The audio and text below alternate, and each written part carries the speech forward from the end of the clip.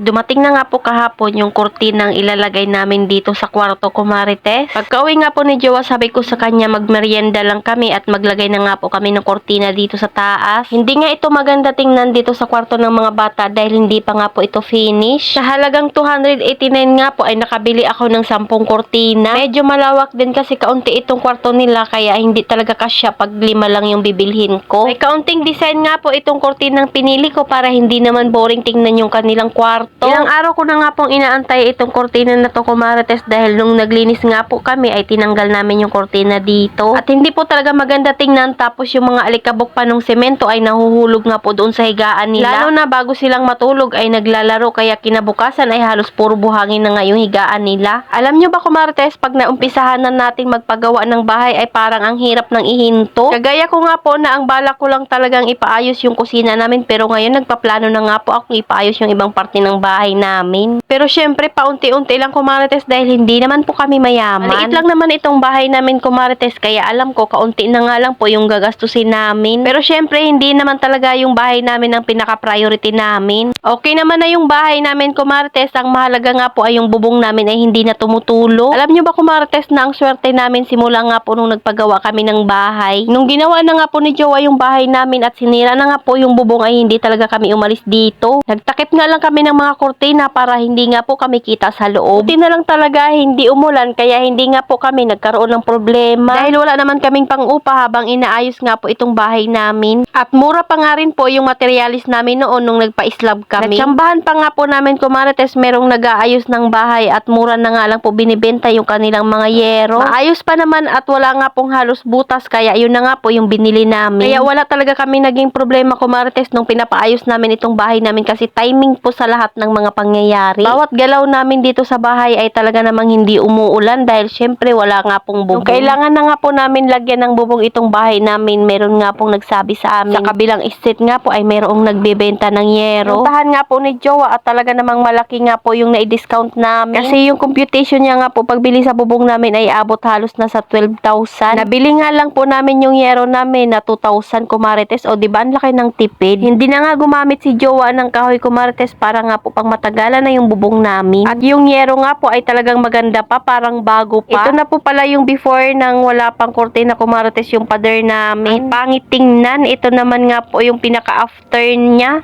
O diba may pa-suspense? Char. Ayan na, charan.